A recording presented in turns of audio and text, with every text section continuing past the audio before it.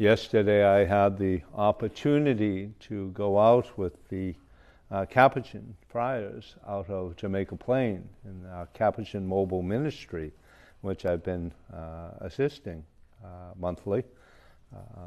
And we go out to various places in Boston and Cambridge. And one of my favorite spots is when we go to Harvard Square. It's always been one of my favorite haunting places, as my father would say, a place to go and kind of walk about.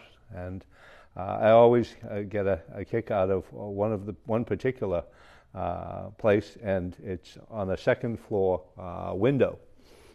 Etched on the glass of the second floor window is stated, Dewey, Cheatham, and Howe, attorneys at law. And it's an old Three Stooges joke, and it's actually the offices of the Harvard Lampoon and the satirical magazine of Harvard University. And I always look at that and think to myself, well, that's an interesting name for a law firm. That would always be an interesting name for a law firm. And some might say wholly appropriate. Others may disagree. But they say that the more things change, the more they stay the same. And certainly in Matthew's day, Matthew and Jesus' day, tax collectors were probably not thought of any more highly than they are now. In fact, probably less so, because tax collectors, to make their money, would collect the tax levied by the empire, and they would take a little bit more.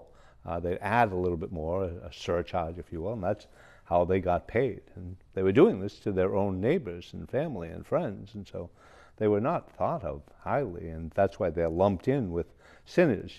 The Pharisees asking, why does your teacher eat with tax collectors and sinners? They saw them as equal on the same level, and they were not thought of very highly, which is ironic with Pharisees because of the fact that they were the bearers of the law, but they couldn't see themselves beyond the letter of the law. They couldn't see into the spirit of the law, and they couldn't see as Jesus sees people like Matthew.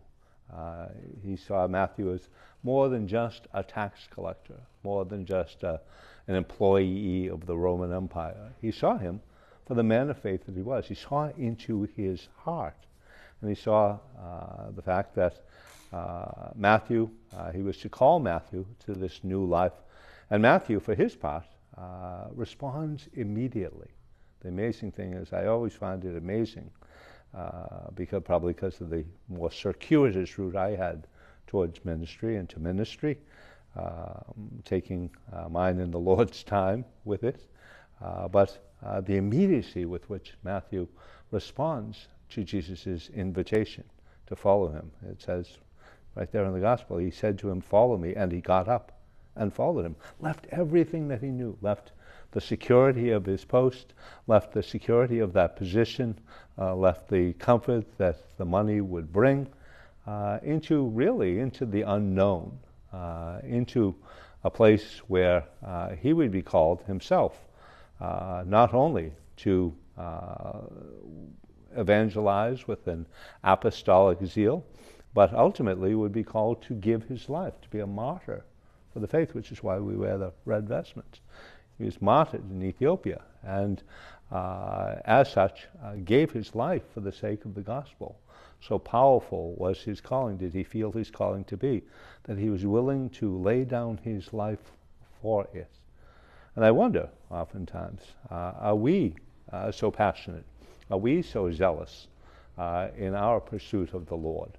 Are we willing to lay down our lives for the sake of the gospel? And we may not be called, certainly, to lay down our life in the fashion, the form, and the way, and to the degree that Matthew is, of literally giving his life, as the martyrs in our church are called to do.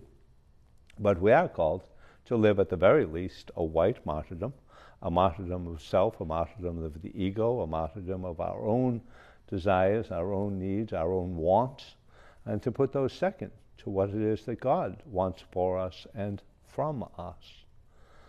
We ourselves, by our baptism, are called to follow the Lord.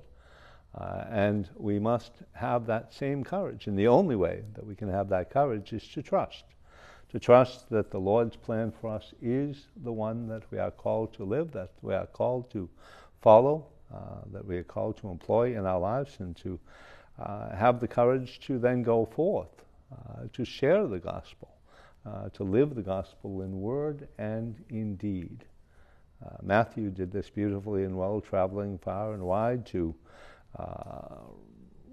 bring the gospel to those who needed to hear it, bring the gospel to those whose lives were changed by it, bring the gospel to those who God called him to minister to, and to help convert mind and heart in this way by bringing alive the gospel, bringing not only the letter of the gospel, but the spirit of the gospel as well. Again, something that is missing with the Pharisees. That's why they can't understand why Jesus eats with tax collectors and sinners. They can't understand why he would associate with such people. And he rightly says that those who are well do not need a physician, but the sick too. And in the sin sickness of our own hearts, we are called to look upon the Lord, to call upon the Lord, and to follow the Lord in relationship, so that we may bring mercy into the world. And the fact that Jesus calls not the righteous but sinners is and should be good news for us. If we are all in need of God's grace, we are all in need of God's mercy and love.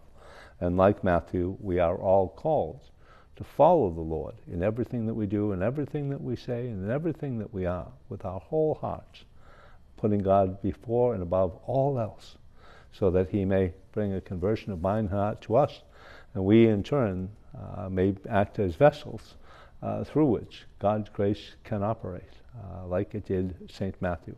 May we, through the intercession of St. Matthew, apostle and evangelist, follow the Lord with our whole heart, and win for him souls to the kingdom.